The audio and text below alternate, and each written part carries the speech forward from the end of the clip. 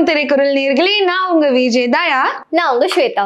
So இன்னைக்கு நான் ரொம்ப பயங்கரமான சம்பவமால இருக்கீங்க. போய் பல்ப்லாம் வாங்கிட்டு வந்தீங்கன்னு கேள்விப்பட்டேன். ஆமாங்க, என்னன்னு தெரியல. ஆர்ஜே பாலாஜி எவ்வளவு தெளிவா வந்து சொல்லியிருந்தாங்க. இந்த மாதிரி கருப்பு என்ன நடந்தாலும் 14th வரும், பட்டைய கலப்புறோம், பட்டாசை எடுங்க, பண்டிகையை கொண்டாடுறோம்லாம் வசனம் பேசினாரா. காலையில ரோஹிணிக்கு போறேங்க, ஃபர்ஸ்ட் ஷோ பார்த்துட்டு சரி ரிவ்யூ கொடுக்கலாம் அப்படின்னு சொல்லிட்டு பார்த்தா இல்ல கேன்சல், அதான் போராட்டம் பண்றோம்னு சூர்யா மன்றம் வந்து வெளில நின்னுட்டு இருந்தாங்க. சரி எதுக்கு அப்படின்னா ஒருத்தர் சொல்றாங்க அந்த படத்தோட ரீலே வரல அப்படின்னு.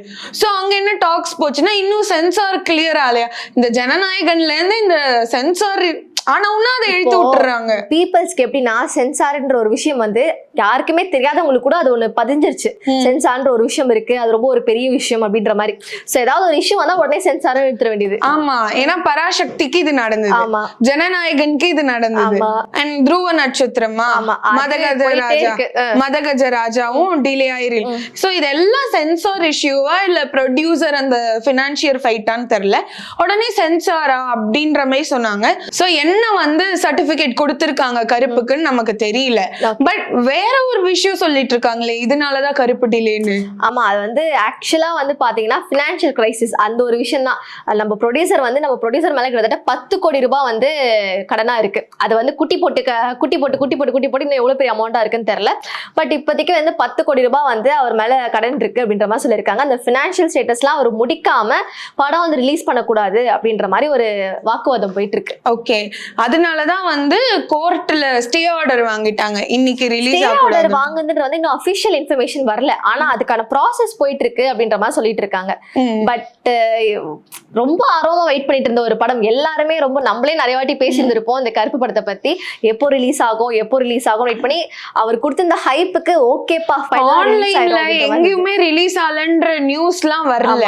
ஃபர்ஸ்ட் ஷோ போய் இல்ல ரிலீஸ் இல்லன்னு சொன்னதுக்கு அப்புறம் அங்கேருந்து தான் நியூஸ் வந்து ஸ்ப்ரெட் ஆயிருக்கு. இல்ல இதுல இன்னொரு ஒரு முக்கியமான ஒரு விஷயம் என்ன அப்படின்னு சொல்லிட்டு பாத்தீங்க அப்படின்னா, இந்த கருப்பு படம் 9 o'clock வந்து ஃபர்ஸ்ட் ஷோ வந்து 9 o'clock ரிலீஸ் ஆகுது அப்படின்றது வந்து நம்மளோட மேலிடம் இருக்காங்க பாத்தீங்களா, சீஃப் மினிஸ்டர். ஆமா, உத்தரவாதம் தெரிவிச்சிட்டாரு. என்னடா விஜய் இப்போ ஃபேன்ஸ் வந்து ட்ரோல் பண்றாங்களா சப்போர்ட் பண்றாங்களானே தெரியல. உங்க படமே அந்தரத்துல தொங்கிட்டு இருக்கு, நீங்க உத்தரவாதம் கொடுத்துதான் கருப்பு ரிலீஸ் ஆகணுமா அப்படின்ற மாதிரி எல்லாம் சொல்லிட்டு இருக்காங்க. ஒரு பக்கம் சீஃப் மினிஸ்டரே சொல்லிட்டாரு, அப்புறம் ஏன் பண்ண மாட்டீங்க அப்படின்ற மாதிரி. பட் பினான்சியல் இஷ்யூஸ் இருக்கு அப்படின்ற மாதிரி கோர்ட்ல ஸ்டே ஆர்டர் வாங்கியிருக்காங்க, அதனால தான் இன்னைக்கு ரிலீஸ் ஆகலன்ற மாதிரி செய்தி வந்திருக்கு. But RJ Balaji and team என்ன பண்ணிட்டு இருக்காங்கன்னா, இன்னைக்கே படம் வந்து எப்படி அந்த ரிலீஸ் பண்ணணும் லேட்டர் இந்த ஈவினிங்னு ரொம்ப சுறுசுறுப்பா வந்து வேலை பார்த்துட்டு இருக்காங்க. ஃபர்ஸ்ட் ஆஃப்ல அந்த டைம்ஸ் எல்லாத்தையுமே வந்து ரிமூவ் பண்ணிட்டாங்க. ஆஃப்டர்நூனுக்கு மேல இருக்க ஸ்கெடியூல்ஸ் எல்லாம் அப்படியே அந்த ஹோல்ட் பண்ணி தான் வச்சிருக்காங்க. இந்த 1:30 2 o'clock அந்த ஸ்கெடியூல்ஸ் எல்லாம் அப்படியே தான் இருக்கு, இன்னும் ரிமூவ் பண்ணல. நான் இப்போ கூட செக் பண்ணி பார்த்தேன். சரி, அப்படி பார்க்கும்போது பாத்தீங்கன்னா இப்போ ஆல்ரெடி ஃபர்ஸ்ட் பாத்தீங்கன்னா 9 o'clock ஷோ ப்ரீ புக் பண்ணிருப்பாங்க. அதெல்லாம் கிட்டத்தட்ட எவ்வளவு அமௌண்ட்டுக்கு ப்ரீ புக் ஆயிருக்கும்னு நினைக்கிறீங்க? ஆக்சுவலா 1.9 crores தாண்டிடுச்சாம் புக்கிங் வந்து. ஏன்னா ரொம்ப எக்ஸ்பெக்டடா இருக்கு.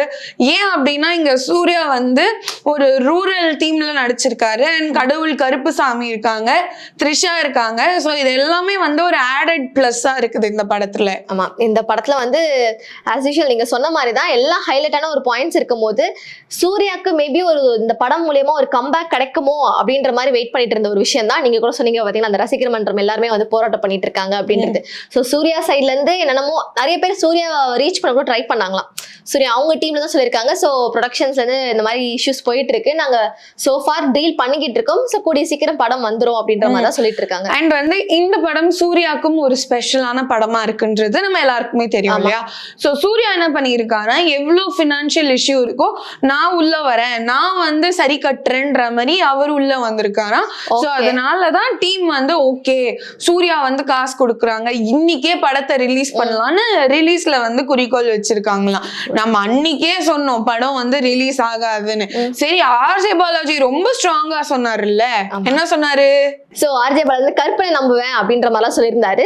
சோ ஒரு பக்கம் வந்து பாவமாவும் இருக்கு, ஏன்னா இந்த படத்துக்காக ரொம்ப எஃபர்ட் போட்டிருக்காங்க. ஆரம்பத்துல ஆரம்பத்துல இருந்தே இந்த படத்துக்கு நிறைய ஸ்ட்ரகிள்ஸ் இருந்தது. ஆர்ஜே பாலாஜி என்ன நிறைய பேர் ஃபேன்ஸ் எல்லாம் ஆர்ஜே பாலாஜி கிட்ட பதில் கேட்டிருக்காங்க, சொல்லுங்க ஏன் இப்படி ஆயிடுச்சுன்னு.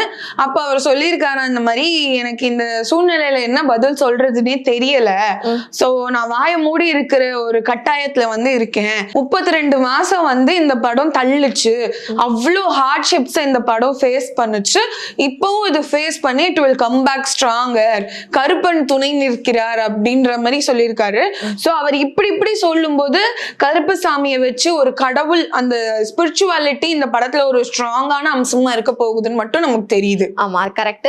Plus at the same time production டீம்ல இருந்தும் சரி, இந்த படம் சார்ந்தவர்கள் நிறைய பேர் தரப்புல இருந்தும் சரி, அவங்களோட எக்ஸ் தளத்துல வந்து நிறைய அப்டேட்ஸ் கொடுத்துட்டே தான் இருக்காங்க. அப்டேட்ஸ் இந்த சென்ஸ், இந்த படம் ஏன் இன்னும் ரிலீஸ் ஆகல, இந்த படம் வந்து இந்த மாதிரி ஒரு ஸ்ட்ரகிள் ஃபேஸ் பண்ணிட்டு இருக்கு, ஸோ கூடிய சீக்கிரம் நாங்க மோஸ்ட் ப்ராபப்ளி இந்த ஈவினிங் குள்ள படம் ரிலீஸ் பண்ண ட்ரை பண்ணிடுவோம் அப்படின்ற மாதிரி அவங்களோட கான்ஃபிடென்ட்டா சொல்லிக்கிட்டு இருக்காங்க. எனக்கு தெரிஞ்சு இன்னைக்கு வராது, வேற ரிலீஸ் டேட்டா தான் இருக்கும்.